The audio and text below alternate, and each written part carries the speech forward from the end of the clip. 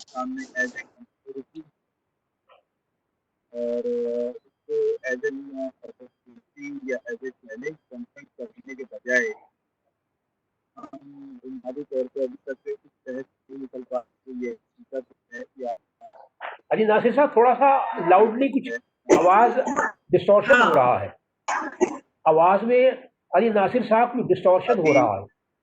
अब जी अब बेहतर हो गया, देखिएगा थोड़ा जी अब बेहतर हो गया, अब बेहतर हो गया जी अब बेहतर हो गया जी। बिलाल साहब अब आवाज आ रही है वाजा।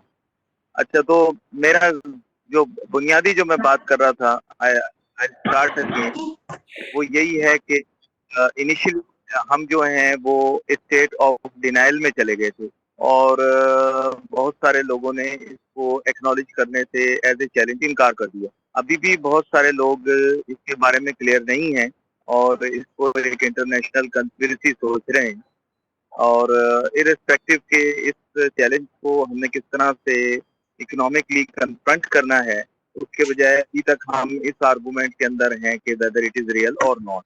Unfortunately we have to get past it. I don't know आप लोगों की क्या राय होगी, लेकिन मैं ऐसा महसूस करता हूँ कि कोविड या कोविड वर्ल्ड जिसे आप कह लें, क्योंकि अब तो WHO और दीगर बैनुल-अक़वामी तंजीमें इस बारे में वजाहत कर चुके हैं कि इसी के साथ, इन्हीं हालात के साथ अब गुजारा करना पड़ेगा। तो इकोनॉमिक चैलेंजेस भी हैं, वहाँ इकोनॉमिक अपॉर्चुनिटीज भी, और पाकिस्तान जैसा मुल्क उससे बेनिफिट भी कर सकता है। हमारे पास टैलेंटेड वर्कफोर्स भी है, उसके अलावा अच्छे लोग ऐसे मौजूद हैं जो कि इससे बेनिफिट उठा सकते हैं, whether it be online education, online.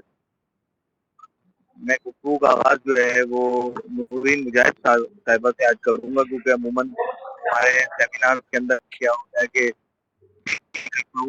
उसको पूरा वक्त नहीं मैं दे पाता, तो आज मैं इन्हीं से शुरू करूंगा और थोड़ा कहूँगा कि हमें बताएं ये फ्यूचर इकोनॉमिक चैलेंजेस क्या हैं in light of Pakistan economic indicators and global economy. Over to Noreen Mujahid.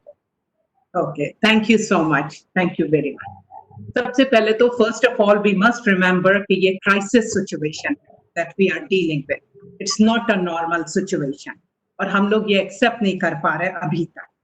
And in fact, during pandemic, we need to realize that mortality, morbidity, and mortality go together. It is a dilemma we are facing, lives with livelihood. कि करना क्या है? On one side we have lives, and on the other side we have livelihood dilemma. So we need to understand that this is real, and Pakistan is not an exception. पूरी दुनिया में ये वबा फैली हुई है, and all over the world it's a pandemic which is being faced by all over the world. Number one चीज, we need to accept the reality.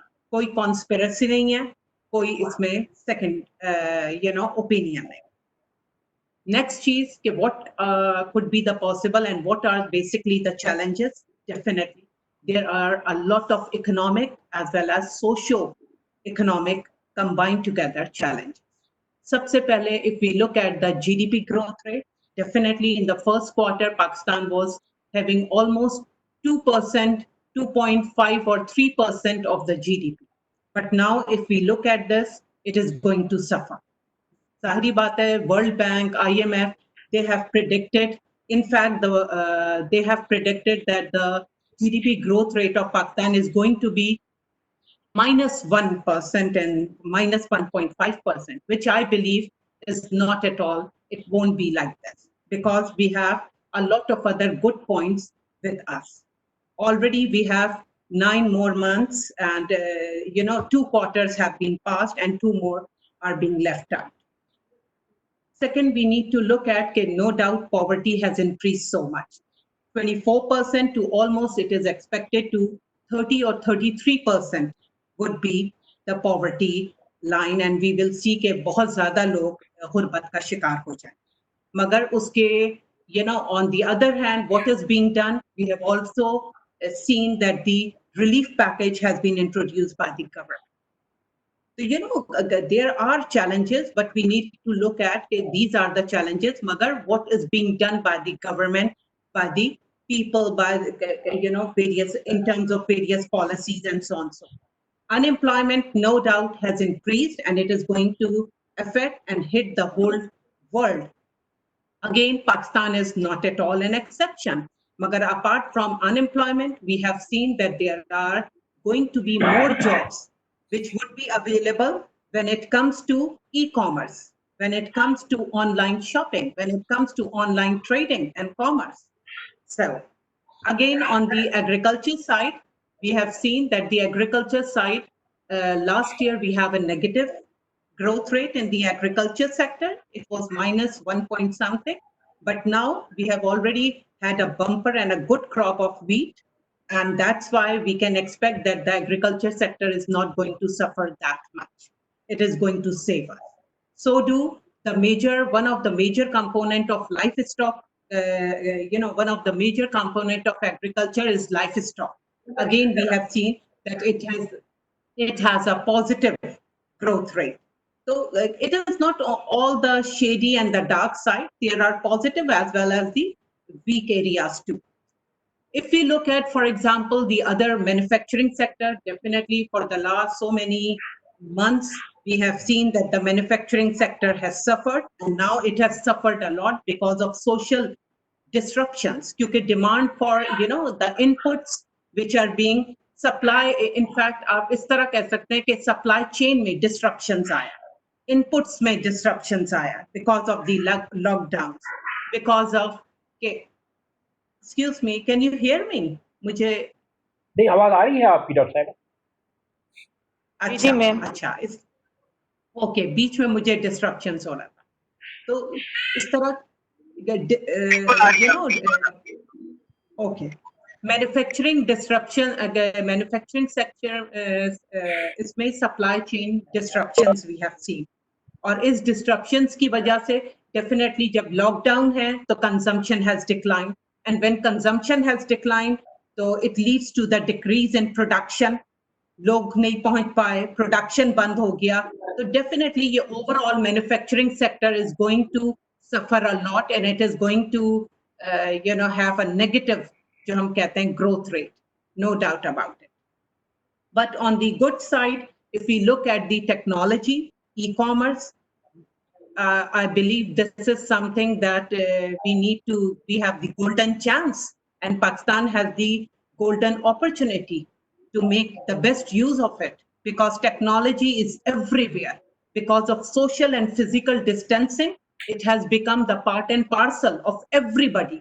Her individual ने उसे use करना शुरू कर दिया for communication, for information, for knowledge, for for updating themselves, for example, for following the guidelines for online shopping, trading, and everything.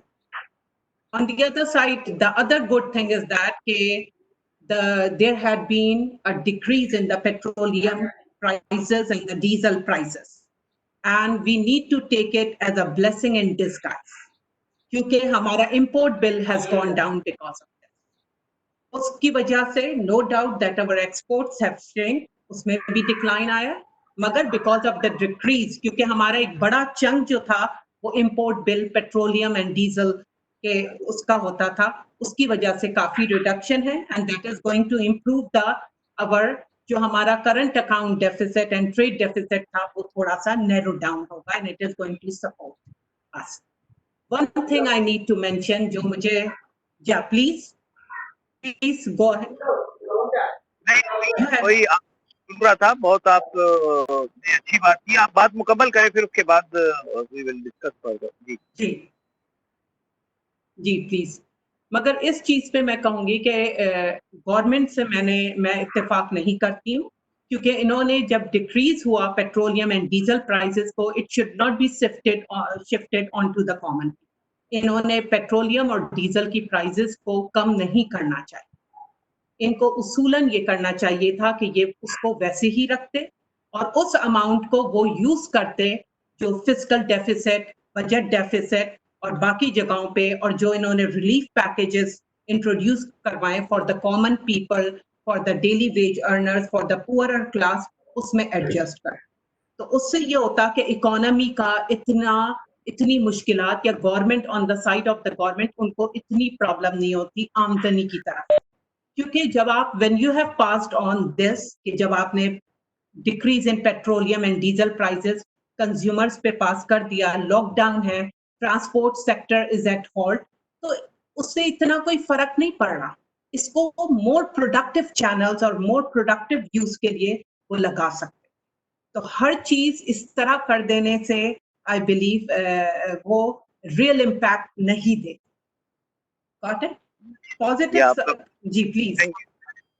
और बड़ा मुनफरिद view है, क्योंकि व्यू जनरली क्या है कि पॉपुलर व्यू ये है कि पेट्रोलियम मसनूआत की कीमतों में कमी फौरन कर देनी चाहिए, लेकिन आपने उसका जाहिर बात है जवाब पेश किया है। अगर आप इजाजत दें तो बिलाल साहब भी अपना ओपनिंग स्टेटमेंट दे दें, फिर हम सेशन अपनी जारी रखेंगे। तो I would like to request Bilal from a different perspective. तो जैसे नूरी जैन साहिबा ने बहुत सारे एस्पेक्ट किया, टेक्नोलॉजी को भी डिस्कस किया, और भी बहुत सारी ऐसी चीजें हैं जिनको इन्होंने जी। अली नासिर, कुछ आवाज दोबारा डिस्टॉर्शन आ रहा है आपकी तरफ से, पहले बड़ा क्लियर था। मैं देखिएगा मेरे एंड से तो माइक अब बेहतर माइक बहुत अब बेहतर हो गया डॉक्टर अमीना जी। तो मेरा कहना ये था कि बुनियादी तौर पर आई थिंक के many aspects have been covered जो कि इकोनॉमिक सिनारियो से रिलेटेड हैं। नूरीन मुजाहिद साहबा ने उनको एड्रेस किया है। मैं चाहूंगा कि डॉक्टर बिलाल भी जो है वो एक ओपनिंग स्टेटमेंट दें, और थोड़ा सा अगर उसमें अगर चाहें तो ये भी इंक्लूड कर दें कि अब हमारी ट्रेड और इंडस्ट्रीज की रिवाइवल कैसे होगी, क्योंकि बुनियादी तौर पे प्री कोविड पाकिस्तान की इकोनॉमी बहुत बुरे हाल में थी। तो अब मतलब ये कि मुश्किल दौर से गुजर रही थी। It wasn't a very pleasant journey for this government or even the previous one. In fact, Pakistan has always been at the high seas in storms. तो मैं चाहूंगा डॉक्टर बिलाल इस बारे में आप थोड़ा सा हमें बताएं, और साथ ये भी है कि how our trade and industry will recover.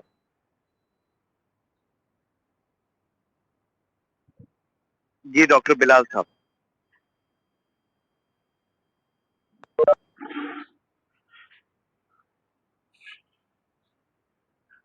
Doctor जी। वालेकुम सलाम। देखो, आवाज आ रही है मेरी आपको? हेलो जी, आवाज आ रही है।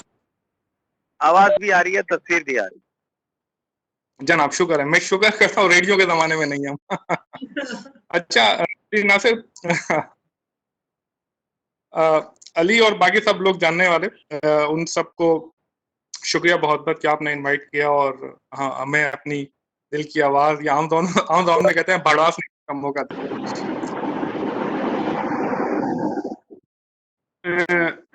मैं ये चाहूंगा मैं आपको एक खास एंगल से एक चीज बताऊं।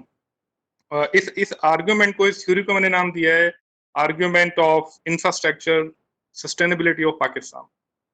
ये आर्ग्यूमेंट इस 5 या 6 नुक्तों में जुड़ा हुआ है।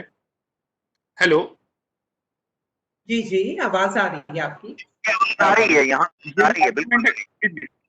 जी जी, ये आर्ग्यूमेंट जो मैंने आपको बताया, argument of infrastructure sustainability argument of Pakistan, या किसी भी मुल्क का या किसी भी इवन किसी इदारे का, वो ये बताएगा कि वो कितना सस्टेन कर देता है, वो कितना इफेक्टिव है, वो कितना एफिशिएंट है कि वो पेंडेमिक जैसी सूरत हाल को या नागुज़ीर सूरत हाल को मेंटेन कर सके और उसको उस नेशन को या उस इदारे को बाहर निकाल सके। ये एक आर्ग्यूमेंट है। आपने देखा होगा, हम पाकिस्तान की 70 साल तारीख डिस्कस नहीं करेंगे, हम सिर्फ 10 साल की तारीख डिस्कस करेंगे। 2005 में ये जल्जला आया पाकिस्तान का जो स्टेट इंफ्रास्ट्रक्चर था वो हिल के रह गया। स्टेट को जो ऑफिशियल जो हमारे इदारे हैं, जो मुतय्यन किए गए इदारे वेलफेयर के लिए, जिसमें सोशल सेक्टर के भी हैं, हेल्थ एजुकेशन है, वो 2005 के जल्जले को, जो एक छोटा सा जल्जला था, बड़ा था लेकिन उसका वॉल्यूम बहुत छोटा था, वो एक खास इलाके में आया था। 150 या 200 300 माइल्स के अंदर या 500 किलोमीटर के अंदर अंदर उस पर इफेक्टिवनेस थी। उसे संभाल नहीं सके थे हम लोग, और हमारा बड़ा बुरा हाल हो गया था। हमने इंटरनेशनली, हमारे उस वक्त के जो सदर थे, उन्होंने एक डोनर कॉन्फ्रेंस अरेंज करी और $100 बिलियन को जो है वो अट्रैक्ट किया कि जिसमें 15-20 बिलियन डॉलर इमदाद आ जाए और बाकी जो है वो ट्रेड की सूरत में हो जाए और कुछ जो है वो हमारे लोन माफ हो जाए वगैरह वगैरह। 2005 के बाद जो है वो उसके 5 साल बाद हमारे पास वो आ गया, सैलाब आ गया। सैलाब के अंदर भी जो ना हमारी बड़ी बुरी हालत हुई, वो दलदले से बड़ा एक कैटास्ट्रॉफी था और उसके अंदर भी स्टेट इंस्टीट्यूशन जो ना तबाह और बर्बाद हो गए और स्टेट इंस्टीट्यूशन की जो ना जो खस्ता हालत थी और बोसीदा जो निज़ाम था वो हमारे सामने आया कि अगर छोटा सा भी कोई झटका लग जाए तो हमारा स्टेट इंफ्रास्ट्रक्चर जो है ना वो आवाम की और खुद अपनी भी मदद नहीं कर सकता। फिर ये पैंडेमिक आ गया तो हमने दोबारा देखा कि 2010 के बाद जब 2019 में 9 साल बाद स्टेट के अंदर एक और पैंडेमिक आया जो पूरी ग्लोबल आया, तो उसको मुंह देने के लिए हमारे पास जो है ना हमारा जो हेल्थ का निज़ाम, हमारा नहरी निज़ाम, हमारा एजुकेशन का निज़ाम, हमारा पुलिस का निज़ाम, हमारा म्युनिसिपल कॉरपोरेशंस का निज़ाम, हमारा ट्रेड का निज़ाम, हमारा रोडों का निज़ाम, हमारा पोलियो का निज़ाम, गर्ज ये जितने भी हमारे सोशल सेफ्टी नेट्स के जो इंतजामात हैं जिसके अंदर चाइल्ड है, बच्चा है और माँ है और ये तमाम निज़ाम है वो कोलैप्स कर जाते हैं। एक छोटा सा झटका भी हमें कोलैप्स करा देता है और हम ये कहते हैं कि हम कुछ नहीं कर सकते। तो ये जो आर्ग्यूमेंट है ना, इस आर्ग्यूमेंट की बड़ी कदर कीमत है। जब हालात अच्छे होते हैं, वो खालिद बिन वलीद का वो जुमला है कि अगर आपने अमन के अंदर पसीना ज्यादा निकाला तो जंग में आपका खून कम निकलेगा। वो ये बिल्कुल सही बात है कि आपने जब अमन होता है तो आप अपना पसीना नहीं निकालते, एयर कंडीशन रूम में हम बैठे रहते हैं, काम नहीं करते, हम अपनी नहरों को सही नहीं करते, हम अपने सेहत के निज़ाम को सही नहीं करते, हम एजुकेशन के निज़ाम को सही नहीं करते और हम करप्शन की नज़र कर देते हैं सारा का सारा। मेरे ऊपर ये बहुत प्रेशर है कि मैं ये बात बोलूं कि इसके अंदर आवाम की भी बड़ी यानी कि वो है अपना कंट्रीब्यूशन है, वो भी अपना जो है ना हिस्सा इसमें डालेगी कि जैसे आवाम वैसे हुक्मरान। लेकिन इसके बावजूद हुक्मरानों का ज्यादा कसूर होता है। अगर आप ज्यादा और कम के चक्कर में ना पड़े, लेकिन हम मान लें कि हम दोनों स्टेक होल्डर जो हैं वो अपना अपना उन्होंने बीज के अंदर डाल दिया। तो ये वो थ्योरी है या ये वो आर्ग्यूमेंट है जिसे हमें सोचना होगा। अब चाइना को आप देखें, चाइना के पीछे स्टेट थी ना, स्टेट ने एक जबरदस्त निजाम बनाया हुआ था। अब उसको आप कहते हैं डंडे का निजाम, ठीक है डंडे का हिस्सा ही, लेकिन उसने एक इंतहाई क्रिटिकल हालात के अंदर अपने आप को निकाला। इससे पहले भी चाइना के अंदर कई कैटास्ट्रोफीज आ चुकी हैं और उसने अपने आप को निकाला है उस सूरत हाल में से। I have been in China several time, तो मैंने अपनी आंखों से चाइना को देखा है करीब से और मैंने ये जाना कि वाकई अगर थोड़ी बहुत सख्ती करनी भी पड़ती है आपको, मान लेना चाहिए ये बात कि जब एक लार्ज स्केल के ऊपर पॉपुलेशन हो, लार्ज स्केल के ऊपर आपके पास सर्विंग मैकेनिज्म हो, तो आपको सख्ती करनी होती है। और जब स्टेट उसके पीछे खड़ी थी, सेहत के निज़ाम के पीछे, जो चाइना का सेहत का निज़ाम है, आप यकीन करें कि उसने चाइना को पेंडेमिक से बाहर निकाल दिया और चाइना के बाद जब पूरी दुनिया में गया था तो पूरी दुनिया उसमें फंसी की फंसी रह गई। तो इससे ये साबित होता है कि आपका स्टेट इंफ्रास्ट्रक्चर अच्छा होना जरूरी था, तो आप किसी अच्छी यानी कि तरतीब के साथ जो है ना किसी भी पेंडेमिक से या खराब सूरत हाल से बाहर निकल सकते हैं। ये तो वो आर्ग्यूमेंट था जो मैंने मेरी एक वो थी तमहीद थी जिसे कहेंगे। लेकिन जो दूसरा जो मैं आर्ग्यूमेंट दूंगा वो है टेक्नोलॉजी का। हमारे पास अब नया टेक्नोलॉजी, ये 5 कोनों का एक 5 कोनों का एक वो है पेंटागन है जिसमें टेक्नोलॉजी है, हेल्थ है, एजुकेशन है, ह्यूमन कैपिटल डेवलपमेंट और सोशल फैक्टर जो है वो डेवलपमेंट है। ये पांचों कोने मिलके ना एक सोशल फैब्रिक या स्टेट बना देते हैं। इनको सर्व करने के लिए हमने इंस्टीट्यूशन बनाने होते हैं। लेकिन हैरानगी की बात है कि इदारे भी कमजोर हैं, फर्द भी कमजोर हैं, चंद चीजें मजबूत हैं, बाकी सब चीजें कमजोर हैं। तो नौरीन ने कहा कि हमें करना क्या है, क्या करना है, हमें यही करना है, हमें अपना स्टेट इंफ्रास्ट्रक्चर सुधारना है, ये हमें करना होगा। ये 5 जो चीजें मैंने बताई या ये जो मेरी तमीद है, इसी के गिर्द आपको घुमाना होगा। ज्यादा दूर ना जाएं, अभी आप 2-4 हफ्ते पहले अच्छा मैं आपके सामने ना एक स्टैटिस्टिक्स रखता हूँ और वो बड़ी जबरदस्त स्टैटिस्टिक्स है। हमारा जो हेल्थ का इंडिकेटर है, हेल्थ है जो हमारी, वो 18 बिलियन पाकिस्तानी रुपए फेडरल गवर्नमेंट का बजट है। उसमें 13.5 या कुछ करके टोटल डेवलपमेंट का बजट है। टोटल मिलके 31 अरब रुपए फेडरल गवर्नमेंट पूरे पाकिस्तान को दे रही है इन कॉन्टेक्स्ट ऑफ हेल्थ, और 100 बिलियन दे रही है एजुकेशन को। तो टोटल बन गए तकरीबन 150। थोड़ा बहुत और भी इसमें सूबे भी दे रहे होते हैं, कुछ छोटे छोटे बजट और भी आ जाते हैं। तो टोटल मिला के मैं एक रफ एस्टिमेट्स आपको दे रहा हूँ, मैंने जमा नहीं किया लेकिन इससे ज्यादा होगा भी नहीं। 200 बिलियन पाकिस्तानी रुपए का एक बजट है जो हेल्थ और एजुकेशन को निमटता है। ये वो है जिससे जो 210 मिलियन लोग यानी कि 21 करोड़ लोग अपनी सेहत और एजुकेशन पे खर्चा करेंगे। इसके बरस अगर आप दूसरे इंडिकेटर देखें, और ये टोटल बजट का ज्यादा नहीं बनता, 3% के आसपास ही बनता है। तो आप देखें 97% जो बजटिंग है या प्रेफरेंसिंग है या एक्सपेंडिचर है वो कहाँ पर है, वो इन 2 सेक्टर के अलावा ही है। और सोशल सेक्टर का नेट का बताऊं तो वो 4-5 बिलियन है पाकिस्तानी, यानी कि इसका मतलब ये कि 8 आने 50 पैसे, 8 आने पर पर्सन यूटिलिटी है सोशल सेक्टर की पर पर्सन पर ईयर, ये पर मंथ नहीं है, पर ईयर है। तो वो क्या धोए और क्या नचोड़े वाली बात होगी कि मैं क्या धोऊं और क्या नचोड़ूं। तो इस सारे सूरत हाल में अच्छा आप ये भी देख लें कि ये जो मैंने बताया ना कि 100-200 अरब रुपए जो पाकिस्तान के जो सोशल सेफ्टी नेट हेल्थ और एजुकेशन में लग रहे हैं, उसके अंदर भी WHO की और वर्ल्ड बैंक की और डिफरेंट इंडिपेंडेंट इंस्टीट्यूशंस की रिपोर्ट है कि इसके अंदर शदीद क्वालिटी का फुकदान है, शदीद करप्शन है, शदीद इनएफिशिएंसी है। तो अगर ये 200 अरब रुपए भी सही लग जाएं, स्टेट के इंस्टीट्यूशन सही काम करने के लिए खड़े भी हों, तो उनको चलाने के लिए आप कौन से मैकेनिज्म को इम्प्लीमेंट करेंगे ताकि आपका ये सब काम हो और आप आगे की तरफ बढ़ें। अब ये सब सिनेरियो जब मैं देखता हूँ तो फिर उसके बाद मैं ये देखता हूँ कि भाई मेरा GDP का नंबर स्क्यूज हो रहा है। जी होना जरूरी है, आपने ऐसे कोई तदबीर ही नहीं करी, आपने कोई ऐसा परहेजी खाना ही नहीं खिलाया हमें, ना खुद खाया ना इदारों को दिया, जिससे हमारी फाइनेंशियल हेल्थ या फिजिकल हेल्थ अच्छी होती है। अब बिल्कुल हमारा GDP गिरेगा, और जो एशियन डेवलपमेंट बैंक की और वर्ल्ड बैंक की जो एस्टिमेट्स हैं कि इस दफा जो ग्रोथ है 1.5 के आसपास या इसके स्टैंडर्ड डेविएशन के साथ 1 से 2 के दरमियान में रहने के चांसेस हैं, और जो ज्यादा चांसेस हैं कि 1.5 के आसपास ही खड़ी होगी। अगर अब वो हमारा जो आपने देखा होगा पाकिस्तान के अंदर, अगर हम सब इकोनॉमिस्ट समझे, रियल इंटरेस्ट रेट नेगेटिव हो गया है, 3 दिन पहले नेगेटिव हो गया। इन्फ्लेशन जो है वो ज्यादा है, 9% है, इंटरेस्ट रेट हो गया है अब आपका 8%, यानी कि अगर अब वो इन्वेस्टर जो है, अब इसका मतलब ये कि हम अपने करेंसी डेप्रिसिएशन की तरफ जा रहे हैं। हम ये अगेन एक इकोनॉमिकली देखें तो इसको हम 1% माइनस हो गया है रियल इंटरेस्ट रेट, यानी कि वो इन्वेस्टर जो 1000 रुपए लेगा मार्केट से, वो बैंक को देने के बावजूद भी 10 रुपए ऊपर कमा लेगा और हमारी करेंसी को डेप्रिशिएट कर देगा। ठीक है, ये ऐसे सूरत हालों के अंदर ऐसे ही फैसले होते हैं। अगर मैं भी अपने घर के अंदर कोई ऐसे, मेरे घर में मेरा जो हाउस होल्ड है उसमें भी कोई क्राइसिस आ जाए, तो मैं भी उधार ले लेता हूँ और फ्यूचर की इनकम से दे देता हूँ, तो मेरी हालत खस्ता हो जाती है, इसमें कोई शक नहीं, ऐसा करना पड़ जाता है। लेकिन अगेन आपके पास इतने रिजर्व भी नहीं थे, आपके पास कोई ऐसा मैकेनिज्म नहीं है। अच्छा आपको पता है पाकिस्तान एग्रीकल्चर कंट्री और पाकिस्तान के अंदर एग्रीकल्चर की कंट्रीब्यूशन 19% है, और रेस्ट ऑफ 19% जो भी बचता है यानी कि 81% एग्रीकल्चर नहीं है, और हमारा 60% आवाम एग्रीकल्चर से जुड़ा हुआ है, उसको हमने बिल्कुल निगलेक्ट किया हुआ है।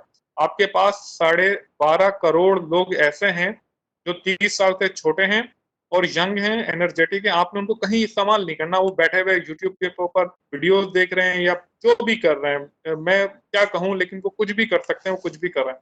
एक बहुत बड़ा ह्यूमन कैपिटल है आपका। आपको पता है दुनिया में अगर 12.5 करोड़ लोगों का कोई मुल्क होता तो वो 47वां मुल्क होता, 47वां। हमारे पास इतने तो यंग हैं, ठीक है, आप इसको और सिंक करें तो हम we are the youngest nation on the planet. तो हमें ये सभी करना है जो करना होगा। अब ट्रेड कैसे होगा? ट्रेड जी ऐसे ही होगा कि आपके पास पैसे आएंगे तो आप ट्रेड करेंगे, आपके पास पैसे नहीं होंगे तो आप ट्रेड नहीं करेंगे। $8.5 बिलियन का आपने, जी अली नासिर कुछ कह रहे हैं?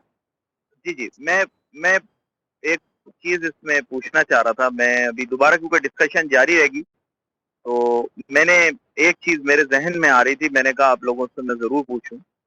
वो बात ये है कि जो इकोनॉमिस्ट होते हैं हमारे, वो अमूमन ये कहते हैं कि जनाब हमारा जो वर्ड है ये बस यही वर्ड है, यही जो थ्योरीज हैं, चाहे वो क्लासिकल हो, नियो क्लासिकल हो, या फिर आप मॉडर्न वर्ल्ड के अंदर अप्लाइड फ्री मार्केट इकोनॉमी के अंदर जो हैं वो ही लागू होंगी। अब एक बहस ये है कि इकोनॉमिस्ट ने जो मॉडल्स डेवलप किए हैं उसमें एक बहुत इसेंशियल जो है वो बिजनेस साइकिल है, और वो ये कहते हैं कि साहब चाहे ये आती चीज जो आई है या ना आती, दोनों सूरतों के अंदर ग्लोबल इकोनॉमी को डीप रिसेशन में जाना जरूरी था। ये लोग फील करते हैं। मुझे पता नहीं कि आप इससे इत्तेफाक करें ना करें, तो मैं चाहूंगा कि नूरीन मुजाहिद साहबा भी थोड़ा इस पे बताएं, फिर मैं ये ट्रेड वाली बात आपकी बिलाल साहब मुकम्मल करवाऊंगा, कोई मसला नहीं। लेकिन ये मेरे जहन में एक सवाल था, मुझे बड़ा तंग कर रहा था कि ये जो बिजनेस साइकिल है जितने हमारे इकोनॉमिस्ट भाई हैं वो कहते हैं कि साहब इस पे अमल जरूरी है, अगर इस पे अमल नहीं होगा, तारीखी शायद कुछ लोग मजहबी रिवायात का भी जिक्र कर दें यहाँ पे, तो कहते हैं साहब ये कुछ अरसा खुशहाली होगी और कुछ अरसा जो है वो हमारे लिए इकोनॉमी के तौर पे चैलेंजिंग होना चाहिए। जी नौरीन मुजाहिद साहब, थोड़ा सा ये बिजनेस साइकिल और इसका रिलेशन अगर कोई जोड़ सकें तो। जी अच्छा, मैं ट्राई कर जी। ये बिजनेस साइकिल का आपने अच्छा वो किया कि हम लोग जब बिजनेस साइकिल पढ़ाते हैं या हम जो थ्योरेटिकल उस पे करते हैं तो हम कहते हैं कि जब पीक आ जाती है इकोनॉमीज की, जब इकोनॉमिक एक्टिविटी टू हाई होती है, एग्जॉस्ट हो जाती हैं and resources are being fully utilize, तो एक टाइम आता है जब वो डाउनवर्ड ट्रेंड की तरफ आ रही होती है, जो जिसको हम कहते हैं कि रिसेशन, और वो होते होते फिर वो बॉटम की तरफ पहुंच जाती हैं, that is called the downward और द बॉटम लाइन और द ट्रफ एरिया। जब इकोनॉमीज रिसेशन में होती हैं, ऑल इकोनॉमिक एक्टिविटीज आपकी डाउन होती हैं, प्रोडक्शन एक्टिविटीज डाउन होती हैं, इस टाइम पे इन्वेस्टमेंट एक्टिविटीज भी जाहिर बात है faces a lot of challenges and so, and इसके बाद after few times and after few years फिर हम रिकवरी पीरियड के तरफ दोबारा चले जाते हैं। तो डेफिनेटली थ्योरेटिकली तो ये हम कहते हैं, पढ़ाते हैं और बहुत हो जाता है, but if we look at the economy तो हम ये इकोनॉमी में भी अगर अपनी भी इकोनॉमी को देखें और ओवरऑल वर्ल्ड को भी देखें तो हमने ये देखा है कि ये होता है। After a peak there would be coming a recession, क्योंकि आपके रिसोर्सेस, आपकी प्रोडक्शन एक्टिविटीज तमाम एग्जॉस्ट हो जाती हैं एंड आपके फुल पोटेंशियल पे पहुंच जाते हैं। उसके बाद वो ऑटोमेटिकली थोड़ा सा रिसेशन की तरफ जाते हैं and you receive at times आप रिसेशन ही के बाद रिकवर कर लेते हैं, एट टाइम्स आप बिल्कुल बॉटम पे जाकर you need to start from the scratch. तो ये व्हाट आई बिलीव कि ये ऐसा होता है। If we look at the history, if we look at the overall overall trend. That is all from my side. Thank you doctor Noreen. Doctor Bilal, इस पर मैं चाहूंगा कि आप भी अगर कुछ इजाफी बात करें, क्योंकि मैडम ने समझाया काफी डिटेल में डॉक्टर साहिबा ने कि ये इस तरह की सिनारियो और सिचुएशन जो है ये लाजिम है थ्योरेटिकली, और अब आप अपनी राय दें कि अगर ये होता या ना होता दोनों सूरतों के अंदर आप क्या महसूस करते हैं, इसका इम्पैक्ट जो है वो किस नोक तक हम हैंडल कर सकते हैं बिजनेस साइकिल की रोशनी। जी डॉक्टर बिलाल। जी शुक्रिया। देखें अली, बिजनेस साइकिल किसी भी इकोनॉमी का जो है ना लाइफ लाइन ही कंसीडर होगा, और लाइफ लाइन ही है। कंज्यूम करें, प्रोडक्ट बनाएं, कंज्यूम करें, प्रोडक्ट बनाएं, बीच में गवर्नमेंट अपना टैक्स वसूल करे और टैक्स के साथ टैक्स को जो है वो अवाम और नास पे खर्च करे। It's a basic science, basic economics, जो एक सतही लेवल के ऊपर समझ में आती है, और एक आम आदमी भी जो है वो ये समझता है कि हाँ ऐसा ही होता है। लेकिन जो ऐसे सूरत हाल जब आपकी मार्केट साइज जो है वो 320 बिलियन डॉलर की हो और कंज्यूमर सोसाइटी है पाकिस्तान एक, और उसके अंदर अगर झटका लग जाए, एक पेंडेमिक जैसा झटका लगा और उसके अंदर जबरदस्त किस्म का शॉक आ गया या नेगेटिव शॉक आ गया, तो ऐसी सूरत हाल में देखें ये एक इत्तफाक है कि जो पाकिस्तान की कंज्यूमर जो होम बेस्ड कंजम्पशन है वो वैसे ही खड़ी हुई है, इंडस्ट्रियल और बिजनेस कंजम्पशन गिर गई है। और इत्तफाकी बात है कि खाने पीने के आइटम्स ज्यादा इस्तेमाल हुए हैं बानिस्बत जो आम दिनों में होते थे, क्योंकि एक तो स्टॉक का इशू आया, दूसरा इशू रमजान भी है, और लोगों के अंदर एक खास वहम भी है कि ज्यादा खरीद लेते हैं और फिर पेंडेमिक की सूरत हाल पता नहीं कैसी हो। लेकिन जो इंडस्ट्रियल गुड्स है, जो जो बिजनेस आइटम है, वो डिक्रीज हुआ, इसमें कोई शक नहीं। अच्छा, एक मैं आपको एग्जांपल देता हूँ छोटी सी, उसके अंदर उससे ना बड़ा अच्छा क्लियर होता है ये सारा। कराची को अगर एक दिन के लिए बंद कर दिया जाए तो तकरीबन 20 से 22 अरब रुपए का नुकसान होता है, रेवेन्यू लॉस होता है। और अगर ये जैसे माजी के अंदर हड़तालें हुआ करती थी, ये कराची के बिजनेस साइकिल की एक एग्जांपल है। अली आप हंस रहे हैं, मैं समझ गया आप क्यों हंस रहे हैं लेकिन मैंने आपके साथ प्रोग्राम किए हैं। और अच्छा, इस बिजनेस साइकिल को, ये कराची का बिजनेस साइकिल है जो एक दिन का बिजनेस साइकिल है, जो 22 अरब रुपए की रेवेन्यू जनरेट करता है। इसमें सब चीजें शामिल हैं, सरकारी टैक्स बाद में निकाला जाएगा। अब अगर पाकिस्तान की इकोनॉमी का रेवेन्यू अगर देखा जाए तो 320 बिलियन की इकोनॉमी है, और अगर एक दिन का निकाला जाए तो ये बनते हैं 840 मिलियन डॉलर बनते हैं। तो अगर आप इसका आधा भी करते हैं तो ये बनते हैं तकरीबन 430 या 420 बनते हैं, और अगर हम इसका रफ एस्टिमेट करते हैं 400 मिलियन, तो हम ऑन एवरेज, क्योंकि कुछ चल भी रही है स्टेट, ऑन एवरेज मिनिमम हम 400 मिलियन डॉलर या हर 2 दिन बाद 1 दिन का हम नुकसान कर रहे हैं रेवेन्यू का पाकिस्तान के अंदर। ये पाकिस्तान का बिजनेस साइकिल एस्टिमेटेड है, जो एक रफ एस्टिमेशन के ऊपर मैंने निकाला है। यही लॉस है पाकिस्तान का। ये रिकवर कैसे होगा? 60 दिन का हो चुका है, तो 6 चौक 24, 2, इसका मतलब है कि 2.24 बिलियन डॉलर रेवेन्यू शॉर्टफॉल आ चुका है कंज्यूमर सोसाइटी का। ये बहुत बड़ा शॉर्टफॉल है इकोनॉमिक के अंदर। इतनी बड़ी शॉर्टफॉल जो 300 बिलियन की हो, उसमें से 25 बिलियन डॉलर का अगर शॉर्टफॉल आ जाए revenue from side of consumer side, इसको कोई सोसाइटी बियर नहीं कर सकती अगर कोई इकोनॉमी 300 बिलियन की हो। और अमेरिका के अंदर ये तकरीबन 4 से 5 ट्रिलियन का फोरकास्ट किया गया कि अमेरिका के अंदर बहुत बड़ा शॉर्टफॉल आया है। 2 ट्रिलियन डॉलर का शॉर्टफॉल है, 2 ट्रिलियन डॉलर का उनका पैकेज है, टोटल मिला के 4 ट्रिलियन डॉलर की अमेरिकन सोसाइटी ने अपनी शॉर्टफॉल को पूरा किया है। ये शॉर्टफॉल भी तफाक की बात है कि सरकार के पास या इकोनॉमिस्ट के पास कोई सोल्यूशन नहीं है। एक ही सोल्यूशन है कि वो ट्रांसफर कर देता है सोसाइटी के ऊपर। मेरे पास और कोई मैकेनिज्म नहीं है।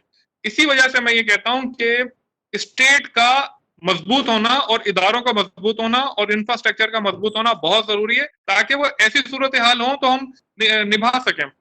आप आज से कोई 2,500 साल पीछे चले जाएं, हजरत यूसुफ के दौर में जब 7 साल का कहत पड़ा था, तो हर साल की अलग-अलग प्लानिंग की गई थी। उस प्लानिंग के नतीजे में एक शख्स भी भूखा नहीं मरा था दौरे यूसुफ में।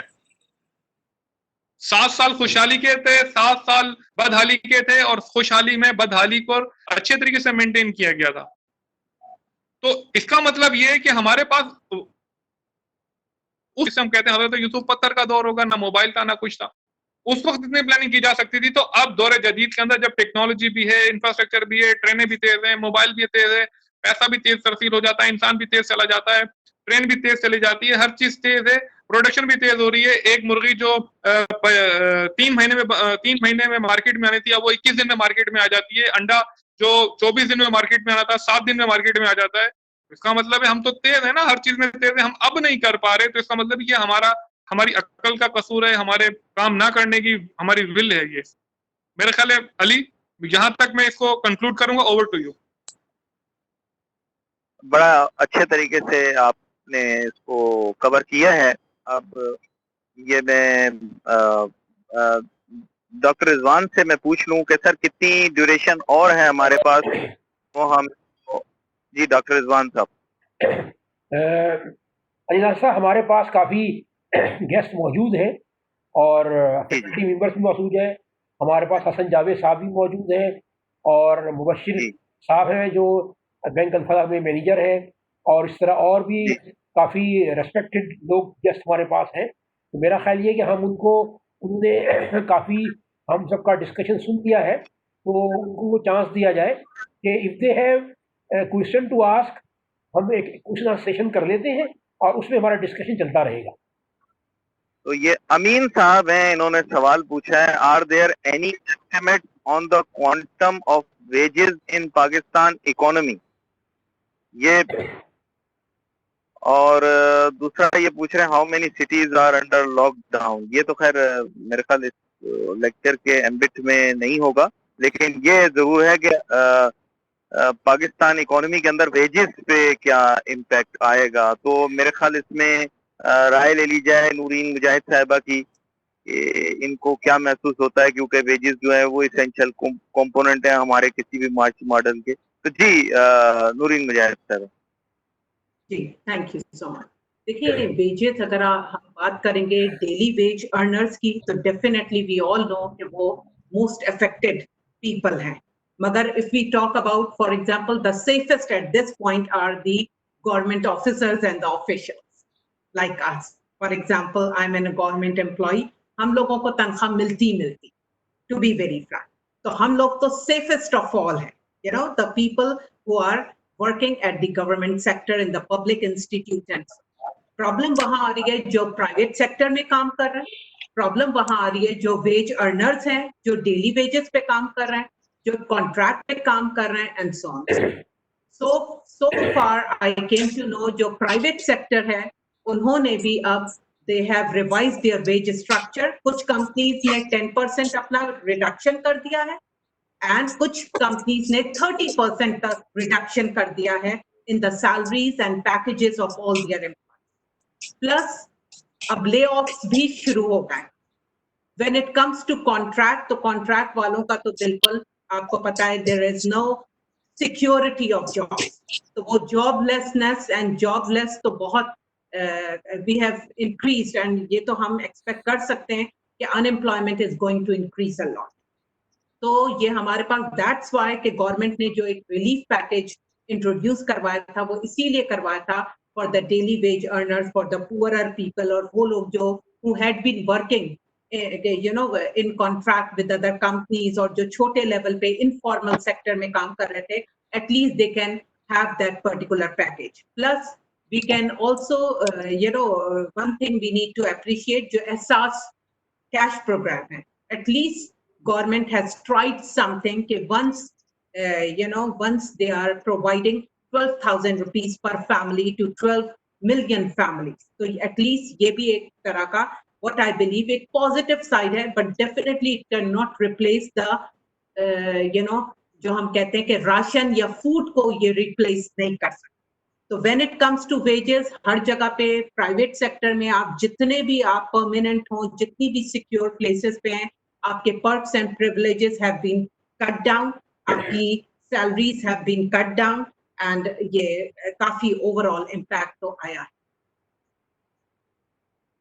अमीन साहब ने साथ में ऐड भी किया है कि it's important to understand the true loss to the economy should not be estimated based on economic contributions to the country. Wages paid are not necessarily equivalent to value created if employees are not working. तो खैर ये तो एक theoretical concept है, इसको हम discuss करते हैं अभी, लेकिन अभी एक और क्वेश्चन आया उसकी तरफ हम जाते हैं. ये क्वेश्चन है आई के Imran Khan is very hopeful from construction industry.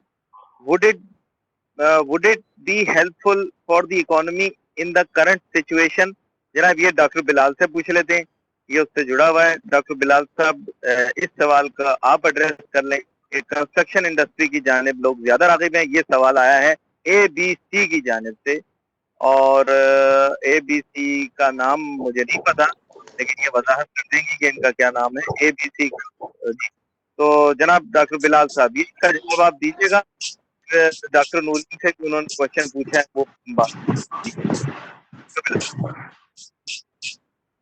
जनाब मैं इसका ये बिल्कुल देखिए इकोनॉमिक्स के अंदर दो स्कूल ऑफ थॉट है. स्कूल ऑफ थॉट है कि डीप रूटेड अगर कोई आप वो लाना चाहते हैं trickle down, immediate trickle down लाना चाहते हैं, तो आपको दो इंडस्ट्रीज हैं उसकी टेक्नोलॉजीज के अंदर जो है ना ऑटोमोबाइल इंडस्ट्री और कंस्ट्रक्शन इंडस्ट्री. इन दो इंडस्ट्रीज को अगर आपने सही से यानी कि रिवाइव किया और उसमें इन्वेस्टमेंट की तो उसका जो रिलीफ है ना वो पूरी इकोनॉमी के अंदर अटैच हो जाता है.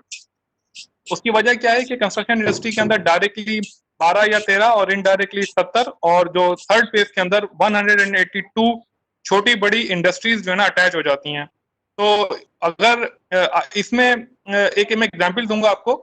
2008-9 में जब रशिया की इकोनॉमी बैठ रही थी तो रशिया ने अपनी इकोनॉमी को उठाने के लिए कंस्ट्रक्शन इंडस्ट्री के ऊपर जबरदस्त इन्वेस्टमेंट करी और उससे रशिया जो है ना स्ट्रेंथन हुआ.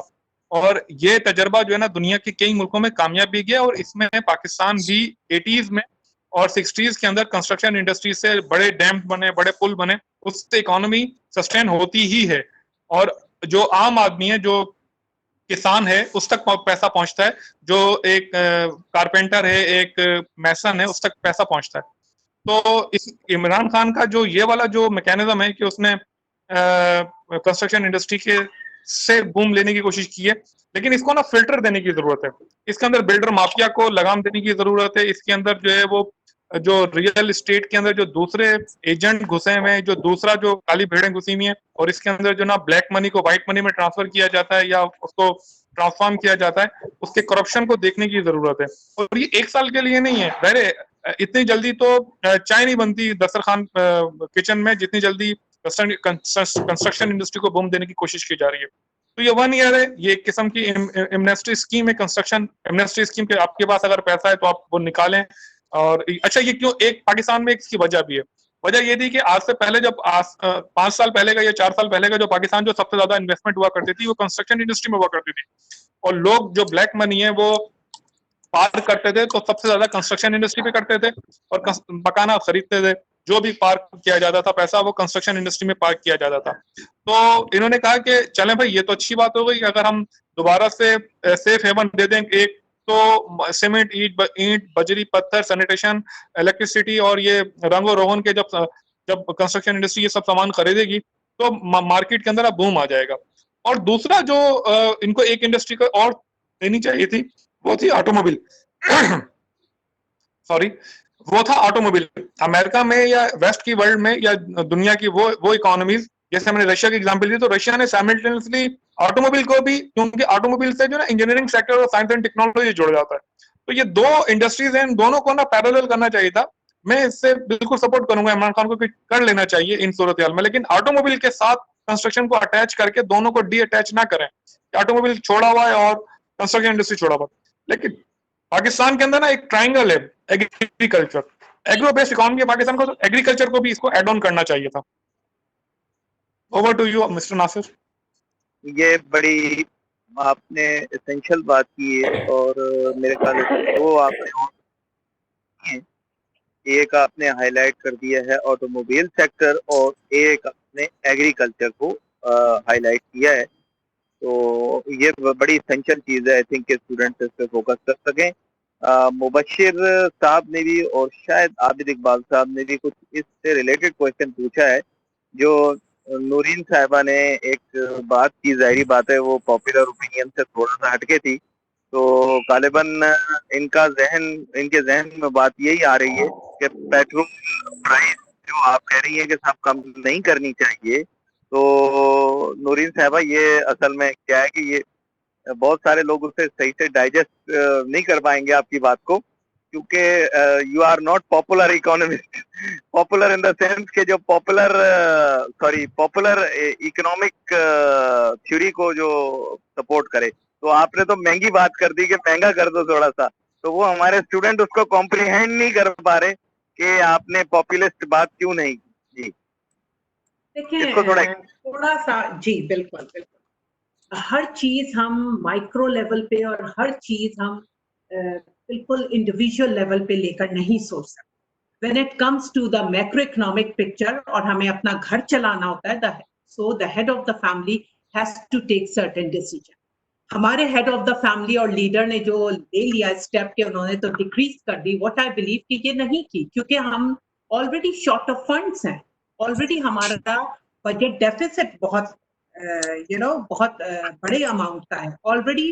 बिलाल साहब ने भी जैसे मेंशन किया, टैक्स कलेक्शन बहुत कम हुआ है because of the lower in production, because of the lockdown, और वो हमारा सेल्स टैक्स भी कम हुआ है और हमारा रिकवरी नहीं होगा। तो अगर हमारी आमदनी ही कम है और हम ऑलरेडी रिलीफ पैकेजेस दे रहे हैं, already we have introduce state bank की तरफ से मैन्युफैक्चरिंग सेक्टर को प्रमोट करने के लिए और फैसिलिटेट करने के लिए जो एक और पैकेज इंट्रोड्यूस किया है with 7% rate of interest for the period of 10 years। तो ये तमाम चीजें जो दी जा रही हैं, प्रोविजन ऑफ टैक्स बिल्स दिए जा रहे हैं and so on so fourth, उसमें ये गवर्नमेंट को देखना चाहिए था कि इससे वो ये अमाउंट से वो प्रोडक्टिव वेज में कहीं और अपनी डेफिसिट को कवर करते, बजाय इसके कि उन्होंने ये जो रिडक्शन था overall global decrease in petroleum and diesel prices, वो it has passed on to the consumer। यहाँ आपको you need to think differently। हर चीज याद रखिएगा, हर चीज as it is नहीं होती, you cannot always follow the crowd, you need to come out of the box thinking, you need to come with out of box solutions। आप अपनी situation को देखें, we have to do the crisis management, this is not the normal situation, and in crisis management you need to take care of your own revenue too।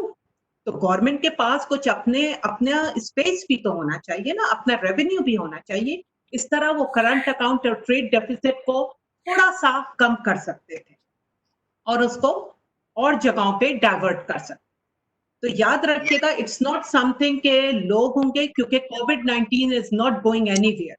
हम माने या ना माने, physical and social distancing we need to keep it for the next 9 months और 1 year and so on so. हम लोग ये accept नहीं कर रहे हैं। हमारे यहाँ थोड़ा सा ईज आता है लॉकडाउन में, तो we start going and enjoying our life. यही चीज, ये मिस्टेक हम करेंगे तो we are going to suffer a lot मोर।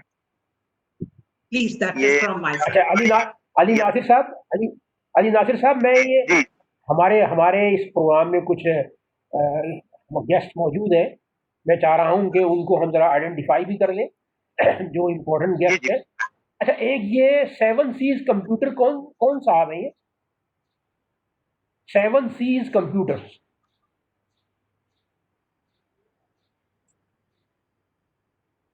अच्छा, ओके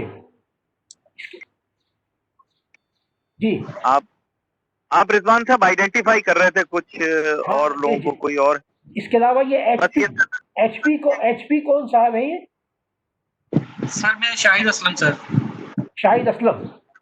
अच्छा जी जी। अच्छा, और इसके अलावा हसन जावेद साहब हमारे प्रोग्राम में मौजूद हैं। हसन जावेद साहब, मेरी आवाज हसन जावेद साहब, आप मेरी आवाज सुन रहे हैं?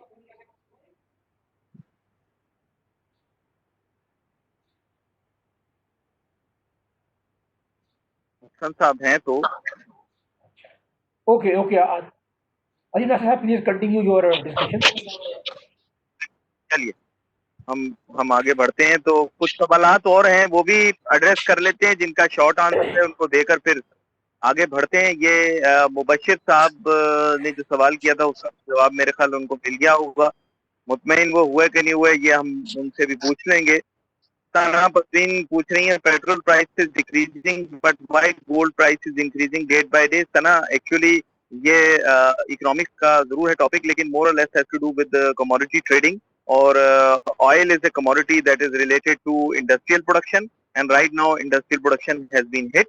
And as far as gold is concerned, it is considered a safe haven. Sometimes it is considered as a hedge against inflation. So yeah, it is definitely yours is a pertinent question, but in the larger macro economic purview वो अभी उसको हम अगर discuss करेंगे तो वो फिर लंबा theoretical in nature.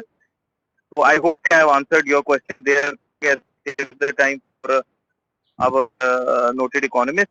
अमीन का सवाल फिर वेजेस से रिलेटेड है, वो फिर हम उसको दोबारा एड्रेस करते हैं अमीन, तो फिर हमें बंडल करना पड़ जाएगा, तो हम उससे आगे लेकर चलते हैं। इब्राहिम साहब का सवाल है, वो हम जोड़ते हैं। वो कह रहे हैं कि I am a student of BBA in MAJU. My question is that as a student that I should do apart from my studies and developing skills that would benefit me in the post-pandemic era, post-COVID कह लें. Secondly, trading continues every day in PSX, though consumption is down. How PSX continues to increase a little bit, so is a serious crash expected? I think this has the PSX thing is more related to financial economics, but we will address it. But as far as youth I think क्योंकि वो 4 factors of production के अंदर आप भी शामिल हैं, तो वो हम एड्रेस कर देते हैं डॉक्टर बिलाल से. डॉक्टर बिलाल साहब, ये क्योंकि 4 factors of production है, कुछ पांचवा भी टेक्नोलॉजी के बारे में भी आपने बात की, बहुत लोग करते हैं, जरा इस बारे में बताएं. हम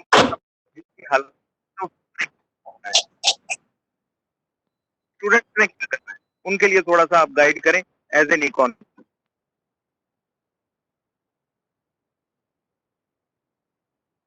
doctor Bilal, can you hear me sir? जी जी अली, ये ना बीच में एक हैमर का आवाज आ रहा था, ठक ठक, क्या दोबारा से रिपीट करेंगे? ये मेरे ख्याल से किसी का माइक खुला रह गया है, वो बंद कर दें. किसी का माइक खुला हुआ है, एच पी कर लें अपना माइक. भाई ये जो HP हैं ये अपना माइक प्लीज म्यूट कर लें। HP डिस्टर्बेंस हो रही प्लीज। डॉक्टर रिजवान आपके पास ये एडमिनिस्ट्रेटिव राइट्स हैं। एक सेकेंड, डॉक्टर रिजवान साहब आपके जी HP ने बंद कर दिया माइक। ये सॉरी हैमर की वॉइस आ रही, सब लोग अपने माइक को म्यूट रखें, मैं भी देता हूँ अपनी बात करने के बाद।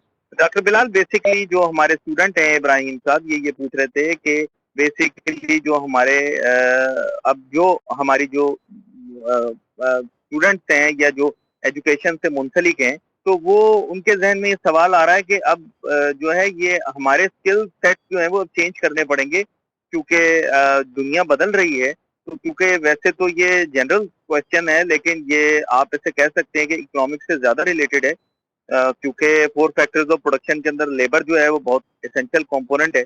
तो ये किस तरह से अपने आप को अपग्रेड करें for in the scenario right now. जी डॉक्टर बिलाल। जी देखिए, मेरे पास इसके कई वो हैं बताने के एंगल्स, और एक एंगल ये कि ह्यूमन डेवलपमेंट जो कैपिटल, ह्यूमन कैपिटल या ह्यूमन डेवलपमेंट ऑफ कैपिटल जो थ्योरीज हैं वो हमें ये बताती हैं कि आपको अपनी जो स्किल सेट्स हैं, skill qualification and qualification benchmarking network या फ्रेमवर्क्स हैं, उनको मरतब करने की जरूरत है। पूरी दुनिया जो है वो फॉर्मल स्कूलिंग से निकल के एक्सपीरियंस स्कूलिंग की तरफ जा रही है।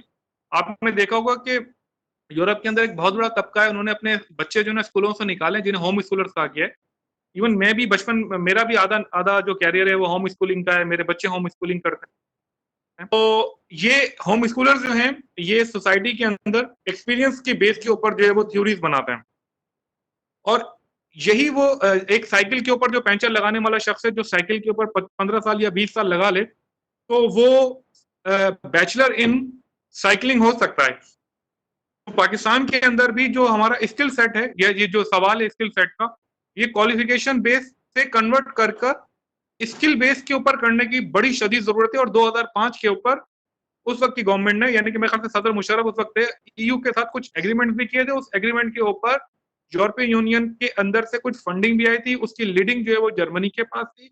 जर्मनी की लीडिंग में ये कहा गया था कि पाकिस्तान के अंदर जो यंग यूथ है उनको ट्रेन किया जाएगा और जो दौरे हाजिर की जो टेक्नोलॉजीज है उनके साथ आमांग किया जाएगा, और जिनके पास तजर्बा होगा उनकी क्वालिफिकेशन की बुनियाद के ऊपर उन्हें बैचलर या मास्टर्स की degree according to the experience दे दिया जाएगा। लेकिन यह प्रोजेक्ट बुरी तरह फ्लॉप किया, इसके ऊपर तवज्जो नहीं देगा, जो कि बहुत अहम प्रोजेक्ट है। मैंने जो अपनी जो मेरा एब्स्ट्रैक्ट था ह्यूमन डेवलपमेंट इंडेक्स का, ह्यूमन डेवलपमेंट का, उसके अंदर मैंने ये आर्गुमेंट उठाया था कि पाकिस्तान के अंदर इस वक्त 12.5 करोड़ यंग लोग हैं। उन 12.5 करोड़ यंग लोगों को इस तरीके से आपको कैपिटलाइज करना होगा, इसी तरीके से कैपिटलाइज करना होगा। आप पाकिस्तान से बाहर जाएं, हम बार बार वेस्ट एग्जाम्पल देते हैं, मतलब हर चीज ये नहीं कि हम कमतर हैं, मैं सिर्फ एग्जाम्पल के तौर पर ये बता रहा हूँ कि आप बार्बर की शॉप में जाएं तो उसके ऊपर शीशे पे लिखा होता है सर्टिफाइड, आप उसके पास जाएं, कुक के पास जाएं तो लिखा होता है सर्टिफाइड। तो जो बार्बर की जो क्वालिफिकेशंस हैं वो सर्टिफाइड होती हैं, वो शख्स सर्टिफाइड है, उसके पास बार्बर का सर्टिफिकेट सर्टिफाइड है, और वो जो काम करेगा वो अकॉर्डिंग टू SOP करेगा। एक कारपेंटर सर्टिफाइड है, तो हमें यूं अपने स्किल सेट को करना होगा सर्टिफाइड। अगेन मेरा आर्ग्यूमेंट आके वहीं खड़ा हो जाएगा, अगर हमने ये पहले किया होता तो हमारे पास एक बहुत बड़ा ह्यूमन कैपिटल होता जो एक अच्छी प्रोडक्टिविटी निकालता और छोटे एंटरप्रेन्योरशिप क्रिएट करता। अगर पाकिस्तान के अंदर 12.5 करोड़ लोग 30 साल से छोटे हैं और उनके अंदर जो 25 साल से छोटों की तादाद तकरीबन 1 करोड़ है, 3.25 करोड़ है, वो 3.25 करोड़ लोगों में से अगर हम 10% निकालें तो वो बनते हैं 30 लाख। और अगर 30 लाख के पास नए एंटरप्रेन्योर आइडियाज हैं और वो इम्प्लीमेंट हो जाएं क्वालिफिकेशन की बुनियाद के ऊपर, और इत्तफाक की बात है ये सब क्वालिफिकेशन की बुनियाद के ऊपर, सॉरी ये स्किल की बुनियाद के ऊपर जो है ना तो एंटरप्रेन्योर बन सकते हैं, लेकिन क्वालिफिकेशन की बुनियाद के ऊपर एंटरप्रेन्योर नहीं बन सकते। क्यों? क्योंकि इस वक्त भी 3% ऑफ द पॉपुलेशन जो है वो यूनिवर्सिटी तक पहुंचती है, और उसमें से कमोबेश 0% जो है ना एंटरप्रेन्योर बनते हैं, बाकी सब जॉब करते हैं। तो हमें ये जरूरत है कि क्योंकि उनके पास स्किल नहीं है, हमारे पास ऐसे इलेक्ट्रिकल इंजीनियर हैं जिन्हें बल्ब के वायरिंग करनी नहीं आती, हमारे पास ऐसे कंप्यूटर इंजीनियर हैं जिन्हें सीडी इंस्टॉलेशन करनी नहीं आती। तो ये जो क्वालिफिकेशन का जो ना बहुत बड़ा गैप है, स्किल सेट का बहुत बड़ा गैप है पाकिस्तान के अंदर, इसे एड्रेस करने की जरूरत है।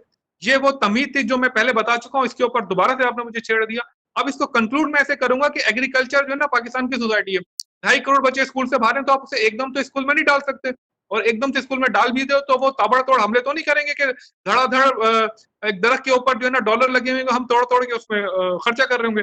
नहीं, बल्कि आपने उनको एक ऐसा स्किल सेट देना होगा जो वो एग्रीकल्चर सोसाइटी से निकल के एक अच्छा ह्यूमन कैपिटल बन सके। और चाइना ने क्या, चाइना की जो तरक्की के कई राज है, उनमें से एक राज यही है कि उसने 80 करोड़ की उनकी लेबर फोर्स है, 80 करोड़ में से तकरीबन 45 करोड़ ऐसे हैं जो टॉप क्लास ह्यूमन कैपिटल है, और बाकी एवरेज है, यानी कि 50% of the population of the human capital is top class worker. और आप देख लें, आपने यूट्यूब के ऊपर कई वीडियो देखेंगे चाइना की, चाइनीज लेबर कैसे मशीन की तरह काम करती है, बाल जगहों पे मशीन से तेज काम करती है। तो यहाँ पर ये देखने की जरूरत है कि आपको अपना ह्यूमन कैपिटल किस तरीके से डेवलप करना होगा, और वो थ्रू क्वालिफिकेशन नहीं बल्कि थ्रू स्किल है, थ्रू एक्सपीरियंस है। Over to you Ali.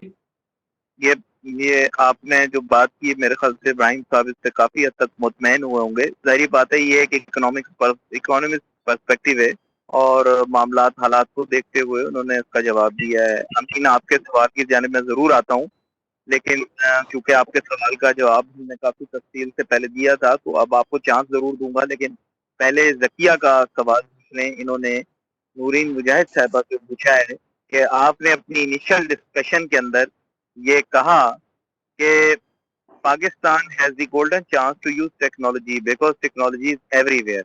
I agree with this, and fortunately we are taking our online class in Maju, which is a good medium of technology, not stop education. But side by side, we see that many of our classmates living in villages are unable to attend classes due to the availability of the internet in their region.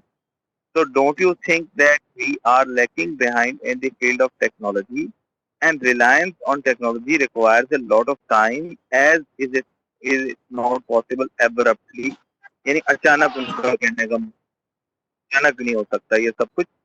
तो नूरीन साहबा, ये बात इन्होंने की है, जाहिर बात है इनका इशारा इस तरफ है कि हम शायद बहुत ज्यादा अर्बन थिंकिंग की जानिब गए हैं। तो हम इस वक्त ये नहीं देख रहे कि हमारे बहुत सारे जो मुल्क के लोग हैं वो विलेजेस में रहते हैं, और वो भी एजुकेशन भी परस्यू कर रहे हैं और काम भी करना चाह रहे हैं, लेकिन जाहिर बात है टेक्नोलॉजी उनको फिर आजकल के ऑनलाइन दौर में इतना सपोर्ट नहीं कर रही।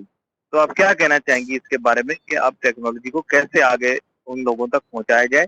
इकोनॉमिक्स से रिलेटेड तो मैं कहूँगा कि डायरेक्ट क्वेश्चन नहीं है, लेकिन उससे जुड़ा हुआ जरूर है, क्योंकि टेक्नोलॉजी के मुतालिक आप शुरू में जिक्र कर रही थी। जी नूरीन साहब। Please, thank you so much. देखिए, एक चीज हमें मद्देनजर रखना पड़ेगा, और ये चीज एक मैं हमेशा अपने स्टूडेंट्स को भी कहती हूँ और तमाम स्टूडेंट्स को कहती हूँ कि always think positive. There are so many apps, इतनी सारी एप्स हैं। मैं मानती हूँ कि ऑनलाइन क्लासेस उन लोगों के लिए मुश्किल हो जाती है, मगर मैं ये भी जानती हूँ, मेरे भी स्टूडेंट फार फ्लंग एरियाज में रहते हैं, मगर internet facilities in terms of Facebook या व्हाट्सएप उन लोगों के पास होती है। अगर वो ऑनलाइन क्लासेस नहीं ले सकते या नहीं ले पाते, तो there is also a technology जिसमें आप रिकॉर्ड करके लेक्चर्स थ्रू व्हाट्सएप आप शेयर कर सकते। तो देखें, we need to find the solutions, we can not stop. और जाहिर बात है, बहुत wide spread technology from nook and corner तक पहुंचाने के लिए टाइम कंज्यूमिंग भी है, फाइनेंशियल वो भी आएगा। तो why not go for small solutions जो डूएबल है। अगर ऑनलाइन नहीं ले सकते, रिकॉर्डेड क्लासेस सुन सकते हैं, रिकॉर्डेड लेक्चर्स ले सकते हैं, got it, through various other things. क्योंकि मैं बहुत कम ऐसे स्टूडेंट्स होंगे जिनके पास जो ऐसी जगहों पे हों जहां they can not handle and they can not use WhatsApp और फेसबुक। हमारे पास मैंने इवन इन अर्बन सेंटर्स यहाँ स्टूडेंट्स को ऑनलाइन क्लासेस लेने वाले स्टूडेंट्स को देखा है कि they don't want to take the online classes, और वो कहते हैं हमारा नेट सही नहीं चल रहा, या मैडम छोड़ दीजिए, नहीं होना चाहिए, एंड सो ऑन सो। तो we need to go ahead and think like this कि उनके लिए आप ये कर सकते हैं कि आप रिकॉर्ड करके उनको व्हाट्सएप पे भेज दें, मगर there is always a solution to every problem and there is nothing that we can not do as young, as young students, as the healthy and active part of the Pakistan's society. इसमें हम अपने आप को, मेरा ख्याल है, रोकना नहीं चाहिए। जकिया साहबा, ये तो यहाँ पे तो मैडम नूरीन ने आपको उल्टा फंसा दिया, क्योंकि उन्होंने तो अब बॉल जो है वो हमारी यूथ की कोर्ट में डाल दी है और वो कह रही हैं कि टेक्नोलॉजी को, ठीक है, रुकावटें हैं और बहुत सारे बैरियर जरूर होंगे, लेकिन उन्होंने कहा कि where there is a will there is a way. मेरे ख्याल में उनकी जो बात को मैंने जो उन्होंने ये बात की है, तो खुद जो है आपने देखा होगा कि बुजुर्ग वगैरह बताते हैं कि हम स्कूल जाते थे, 2 मील चल के जाते थे, 10 मील चल के जाते थे, तो उस जमाने में भी तालीम होती थी। I think we have also become very क्योंकि it is become so easy for us education, तो we do not take it significance very seriously. Also a word here कि भाई ये जो एकेडमिया या टीचर्स हैं, इनके बारे में भी मैंने देखा है, स्टूडेंट्स ने एक राय कायम कर ली है। जो एक खास एज ग्रुप के हैं वो तो दे आर ओके, जैसे आप लोग मेच्योर लोग हैं, आप अंडरस्टैंड करते हैं। मे बी जो यंगर लॉट ऑफ स्टूडेंट्स हैं, मे बी जो ट्यूशन सेंटरों से पढ़ते हुए आ रहे हैं, टोटल अपने, they believe they are consumers and they believe that teacher is shopkeeper and education is saleable item. Please try to understand, education के ऊपर कोई प्राइस टैग नहीं है, एजुकेशन की कोई प्राइस टैग हो नहीं सकता। ये तालीम एक ऐसी चीज है which is very different as a product और सर्विस। अगर हम इसे एज ए गुड ट्रीट करें अपने यहाँ इकोनॉमिक्स के अंदर, तो education is such a unique good के जिसकी वैल्यू असेस करना बहुत ही मुश्किल है। मार्केट पे हम रिलाई जरूर कर सकते हैं, लेकिन बाय एंड लार्ज मैं आपको बता दूं कि एजुकेशन एक ऐसी चीज है कि जिसको आप as a normal good treat कर रहे हैं, तो ये आपकी बहुत बड़ी गलत फहमी। मैंने इकोनॉमिक टर्म्स के अंदर आपको बता दिया ताकि आपके जहन में कुछ शक शुबहात हो तो वो खत्म हो जाए। और मैं तमाम स्टूडेंट्स को यही कहता हूँ, टीचर्स जो हैं उनको भी कहता हूँ अमूमन, और स्टूडेंट्स को भी कहता हूँ कि एजुकेशन जो है ये कोई सेलेबल कमोडिटी नहीं है, बल्कि एजुकेशन में टीचर और स्टूडेंट का जो एक रिलेशन है, ये भी बड़ा, मैं कहूँगा कि बड़ा खूबसूरत ताल्लुक है। और इसको अप्रिशिएट भी करें, इसको रिस्पेक्ट भी करें। और उस्ताद का लफ्ज जो हम इस्तेमाल होता है, उस्ताद का लफ्ज इस्तेमाल होता है अरबिक के अंदर, ये बेसिकली सिर्फ और सिर्फ ऐसे शख्स से नहीं जिससे तालीम हासिल की जा रही हो, बल्कि अगर आप इसके माने समझे तो इसके माने इससे कहीं मुख्तलिफ हैं। और खैर अब इस बारे में फिर बात करेंगे, वो फिर हम खाली टीचरों की तशहीर कर देंगे। स्टूडेंट भी हमारे बहुत अच्छे हैं, टीचर भी बहुत अच्छे हैं, मैंने दोनों साइड से रिलेशनशिप को बता दिए। अमीन साहब भाई जी, जकिया ने आपका शुक्रिया भी अदा किया। आप कुछ कहना चाह रही थी, मैं अगले क्वेश्चन की तरफ जाऊंगी। हाँ, अली नासिर साहब, जस्ट एक चीज मैं स्टूडेंट्स को कहना चाहूंगी और ये करूंगी कि इस टाइम का बेस्ट यूटिलाइज करें, make the best use of this time, और अब कम से कम अपने साथ सिंसियर हो जाए, अपने साथ इस तरह सिंसियर हो जाए कि this is the best time कि आप स्किल डेवलपमेंट कर सकते हैं अपना, किस तरह कि आप टाइपिंग स्पीड अपनी बेहतर कर सकते हैं। Online apps are available everywhere, आप ये कर सकते हैं। आप online free courses which are available वो कर सकते हैं। आप हर चीज को छोड़ के सिर्फ अपने साथ सिंसियर हो जाएं, बिकॉज एजुकेशन विल ऑलवेज पे ऑफ। एजुकेशन हमेशा आपको कुछ देगा, लेगा नहीं। ये भी बात है, देखें स्टूडेंट इस टाइम को सही तौर पर यूज करें। जकिया ने शुक्रिया अदा किया और थैंक यू जकिया, आपने अप्रिशिएट हमारी बात को। अच्छा, अब अमीन साहब का सवाल है भाई, ये मैंने इसीलिए बचाया क्योंकि मैंने कहा डॉक्टर बिलाल इस तरह के कंटेंशियस इश्यूज के ऊपर बात करना पसंद है। और डॉक्टर बिलाल साहब, ये इनका सवाल है अमीन साहब का, ये हुकूमती इनिशिएटिव जो है, मैं इसको डिवाइड नहीं कर रहा, फेडरल और प्रोविंशियल इनिशिएटिव जो है, मैं इसको इस तरह से कह देता हूँ, फेडरल या प्रोविंशियल इनिशिएटिव जो है वो किस हद तक दस्तावेजी तौर पर मईशत के लिए बेहतर रह सकते हैं। दस्तावेजी भी उन्होंने साथ में लिख दी है, दस्तावेजी, तो ये थोड़ा सा हमें बताइएगा, इसके दस्तावेजी एलिमेंट को जरा सा टच कीजिएगा। और इन्होंने फेडरल और प्रोविंशियल दोनों के हिसाब से पूछा जी। डॉक्टर बिलाल। देखिए अली, आपने जो पिक्सल फेडरलिज्म और सेंट्रल जो, देखिए अगर मेरे दिमाग इस वक्त मेरे ध्यान में इतना कुछ आ गया अली, मैं आपको क्या बताऊं। और हेलो, मेरी आवाज आ रही है आप लोगों को? जी जी आ रही है, आवाज आ रही है, बिलाल साहब आवाज आ रही है। जी जी, मेरे जहन में इस वक्त इतना कुछ आ चुका है, मैं उसकी अगर उसको मैं एक जगह पे जमा करूं तो वो एक पहाड़ की स्वरूप अख्तियार कर चुका है।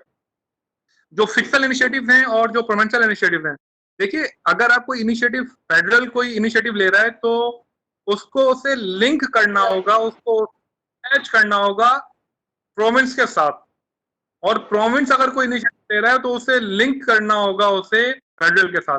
अच्छा, आप इस डाइकोटोनॉमी में सवाल पूछने वाले ने एक चीज छोड़ दी, ट्राइका, वो है लोकल गवर्नमेंट।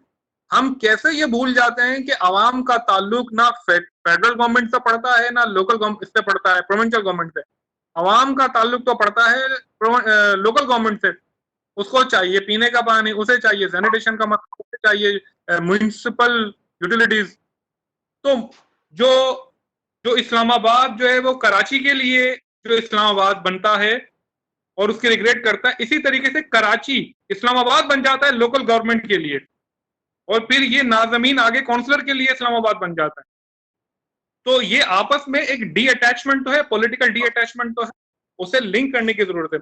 मान लें अभी आपके इल्म में आया होगा थोड़े दिनों पहले, मेरे ख्याल से कल या परसों, फेडरल गवर्नमेंट ने ये कहा है कि 1.3 बिलियन डॉलर या ऑलमोस्ट तकरीबन 250 अरब रुपए ऑलमोस्ट हम जो है वो हेल्थ सेक्टर पे लगाएंगे।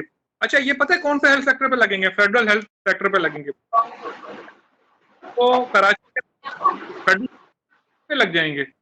अब मिसाल के तौर पे अगर पाकिस्तान कराची के अंदर 4 इंस्टीट्यूशन हो हेल्थ के, उसमें से एक जो है अच्छा होता है, 3 अच्छे नहीं हो पाएंगे। अच्छा, कंपटीशन भी देना चाहिए, लेकिन पब्लिक सेक्टर के अंदर कुछ जगहों पे कंपटीशन नहीं करना होता, कुछ जगहों पे डायरेक्ट आपको इंटरवेंशन करके काम करवाना होगा। अब ये जो लोकल गवर्नमेंट है, जो इसका अस्पताल है अब्बासी शहीद, उसकी हालत देखें, उसके पास पैसे नहीं है। आप इदारा बना देंगे, उसके ऊपर फिर रश बढ़ जाएगा। अगर वो अच्छा बना दिया आपने, तो कराची की जो 2 करोड़ आवाम है वो उस अस्पताल में जाएगी, वो फिर तो आपस में लिंक करने की जरूरत है। अगर लिंक हो जाए तो उसके बाद इम्प्लीमेंटेशन जो फेज है, आप उसको कैसे इम्प्लीमेंट करेंगे वो दूसरा फेज है, लेकिन सबसे पहले लिंक तो कर दें जो लिंक नहीं है। अब सिंध गवर्नमेंट ने क्या किया है कि वो अपने बजट जो है वो लगाने के लिए तैयार है, लेकिन वो कहती है कि हम किस तरीके से लगाएंगे, किस तरीके से नहीं लगाएंगे, कौन सा मेथड इख्तियार करेंगे, पैसा कब लगेगा, पैसा फेडरल से आएगा तो हम लगाएंगे, वगैरह वगैरह। ये बहुत सारे सिनेरियोज हैं। तो ये चिकलिस्ट बरकरार है। अच्छा, इसका हल जो है ना, चाइना के अंदर बहुत अच्छा निकाला है उन्होंने। चाइना के अंदर भी स्टेट्स हैं, बहुत बड़ा है चाइना। उसने क्या किया कि 3-3, 4-4 स्टेट्स का क्लस्टर बना दिया और उन क्लस्टर के अंदर कंपटीशन क्रिएट किया है, ना कि एक स्टेट को दूसरे स्टेट के साथ कंपटीशन की इजाजत है। स्टेट की तरफ से फॉरबिड है, बैन है कि आपको पता है जो बीजिंग है उसको 3 स्टेट दे दी गई है, उनके साथ उसे लेके चलना होगा। अच्छा, यहाँ कराची में, पाकिस्तान में ऐसा नहीं है। पाकिस्तान में तो यूनिट ही इतने बड़े बड़े, जितने बड़े मुल्क हैं, फ्रांस जितना तो पंजाब है, और 3 ऑस्ट्रेलिया निकल जाएंगे इसमें से, सिंध में से, पॉपुलेशन वाइज, एरिया वाइज नहीं, पॉपुलेशन वाइज। तो इतने बड़े बड़े ये जो मुल्क हैं, जो सूबे नुमा मुल्क हैं, इनको चलाने के लिए एक गवर्नर बैठेगा वो भी कराची के अंदर, और एक गवर्नर बैठेगा वो भी लाहौर के अंदर, और रेती तक उसकी सरहद है, वो तकरीबन बीच के अंदर जो है ना इतना बड़ा फासला, और 9 करोड़ का सूबा। तो हमें सूबों को भी छोटा करना होगा ताकि एडमिनिस्ट्रेटिवली हमारी चीजें अच्छी हों। ये बहुत बड़ा सब्जेक्ट है जी। इस सब्जेक्ट के ऊपर तो बोलने के लिए बहुत कुछ है, लेकिन मैं यहाँ सम अप करता हूँ। मैं अली, थैंक यू। ये आपने चूंकि काफी कॉम्प्रिहेंसिव क्वेश्चन दिया, तो एक और हमारे स्टूडेंट है, मेरे ख्याल उनका सवाल का जवाब भी आ गया। मज़ाहिर हुसैन साहब ने जनाब सवाल भेजा है कि I heard that EU is being dissolved in a few months due to economic crisis. I think के Mazahir it will be too soon, क्योंकि ये न्यूज रिलेटेड चीज है, ये इकोनॉमिक्स से भी रेफरेंस है। लेकिन मैं ये मज़ाहिर साहब जो अभी तक है, मेरे ख्याल से it is more or less speculation, but of course the world economy is under a lot of stress. So from a political economic perspective जब इस तरह की चीज होती है दुनिया के अंदर जो अभी हो रही है, तो दुनिया प्रोटेक्शनिज्म की जानिब जाती है। और प्रोटेक्शनिज्म के अंदर हर मुल्क जो है वो कोशिश ये करता है कि वो अपनी मईशत को महफूज रखे। ऐसी सूरत हाल के अंदर आपने देखा होगा कि अमेरिका ने भी प्रीएम्प्ट क्योंकि कर लिया था सिचुएशन को, तो क्योंकि वो भी बिजनेस साइकिल जो हमने डिस्कस किया था उसको व्यू में रखते हुए और ग्लोबल इकोनॉमिक डेवलपमेंट की रोशनी में उन्होंने प्रोटेक्शनिज्म एडॉप्ट की। ये एक थ्योरी है हमारी पॉलिटिकल इकोनॉमिक्स की, इसको आप थोड़ा स्टडी भी कर सकते हैं। तो जदीद दौर आप इसे कह सकते हैं कि ये पर्टिनेंट है अभी। तो कभी कभी ऐसे होता है। और जो साथ साथ जो बात है ईयू की भी बात करें तो इसमें वजाहत कर दूं कि ब्रेग्जिट के बाद यूरोपियन यूनियन के अंदर खुद भी जो है वो, क्योंकि 2-3 ममालिक जो हैं वो दबाव का शिकार रहे हैं, लेकिन they pull through that crisis. I don't think कि इन द करंट सिनारियो आप इसको उस तरह समझ सके। वैसे भी यूरोपियन यूनियन को समझना इसलिए क्योंकि जब तक आप इसकी एसेंस को नहीं समझेंगे, क्योंकि अब तो आप लोगों ने अर्तुगल ड्रामा देखना शुरू कर दिया होगा ना, तो आपको अंदाजा हो गया होगा कि माजी में ये यूरोप और एशिया की तफरीक क्यों है।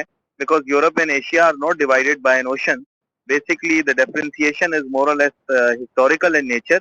तो EU wants to remain united, even less UK अगर कर लें तो, क्योंकि हिस्टोरिकली भी UK has been taking a separate line.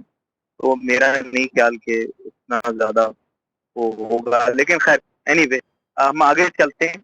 इस पे मजीद गुफ्तगू हो सकती है, पॉसिबिलिटी प्रोटेक्शनिज्म के कभी कभार इकोनॉमिक, इन्हें कहा जाता है इकोनॉमिक एंड ट्रेड यूनियन, तो ये कभी कभार कोलैप्स हो जाता है। खैर एनीवे इसके बारे में हम डिस्कस करते हैं किसी और दिन। अभी तो हमारे वेबिनार के कॉन्टेक्स्ट के अंदर इतनी आपको बात बता सकता था। आपने फिर सवाल पूछ लिया और उन्होंने सवाल तो पूछा है, लेकिन डॉक्टर रिजवान से हम पूछ लें। सर हमारे पास वक्त है, हम एक और क्वेश्चन ले लें और मजीद क्वेश्चन हमारे पास टाइम। अली नासिर साहब, मेरा ख्याल ये है कि हम 1:30 तक इसको वाइंड अप कर दें, इसलिए कि इसके बाद जो हमारे अपने ARM के स्टूडेंट्स हैं उनसे हमें कुछ डिस्कशन करना है, क्योंकि ये बेसिकली ये ARM भी, इसलिए मेरा ख्याल है कि 1:30 तक अगर वाइंड अप कर दिया जाए और सारे स्टूडेंट के जो पार्टिसिपेंट के क्वेश्चन कवर भी कर लिए जाए और तो इस तरह से ये 1:30 वाइंड अप कर दें। तो हमारे पास है 10 मिनट में, हम एक सवाल और ले लेते हैं फिर कर देंगे। तो आप पूछ रहे हैं कि as an economist do you feel that you have sufficient data sources to build predictive economic models? For example, wage and wage inflation, ये इन्होंने काफी टेक्निकल सवाल पूछा है, तो मुख्तसरन अब ये पुटअप कर देते हैं। लेकिन मैं अमीन साहब आपको मुख्तसरन ये बता दूं कि बेसिक चीज है कि हम लोग इकोनॉमिक्स में या कोई भी और सब्जेक्ट पढ़ते हुए रैशनल वर्ल्ड थ्योरी को कंसीडर कर रहे होते हैं, और अनफॉर्चुनेटली ये जो अभी हो रहा है ये किसी भी रैशनल वर्ल्ड थ्योरी का हिस्सा नहीं था। और पॉलिटिकल इकोनॉमी जरूर किया होगा। चलें हम इस सवाल का जवाब हम ले लेते हैं, डॉक्टर बिलाल से ले लेते हैं। डॉक्टर बिलाल साहब,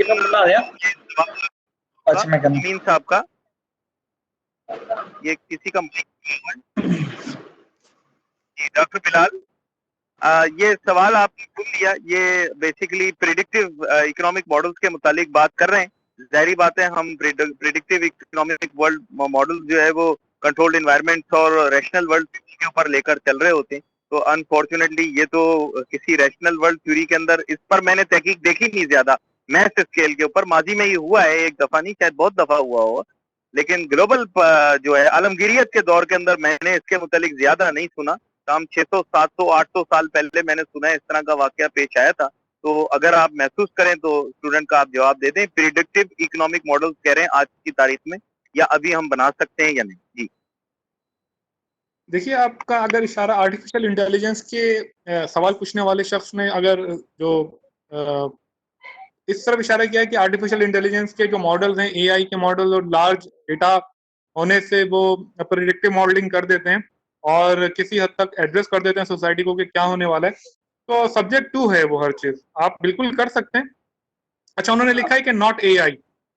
जी, अगर आपका नॉट AI, अब हुआ ये कि देखिए 2008 का मैं आपको ना एक एग्जांपल देता हूँ। 2008 में जब ये कैटास्ट्रॉफी आई थी, फाइनेंशियल कैटास्ट्रॉफी आई थी और जो रिसेशन आया था, तो लंदन स्कूल ऑफ इकोनॉमिक्स और Harvard school of economics, Stanford, ये बताने में नाकाम हुए थे कि 2008 में रिसेशन आने वाला है।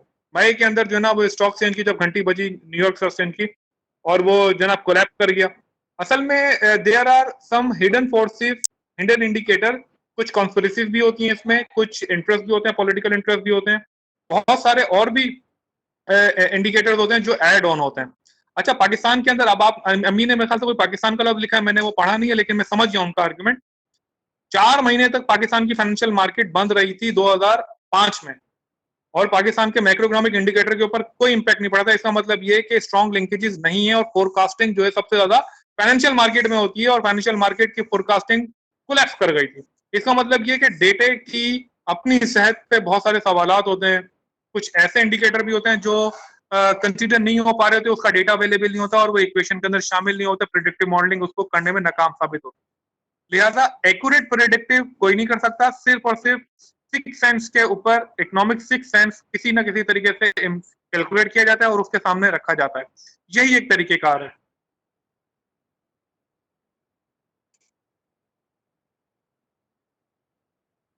ये बड़ी अहम बात की। आवाज आ रही है डॉक्टर बिलाल मेरी?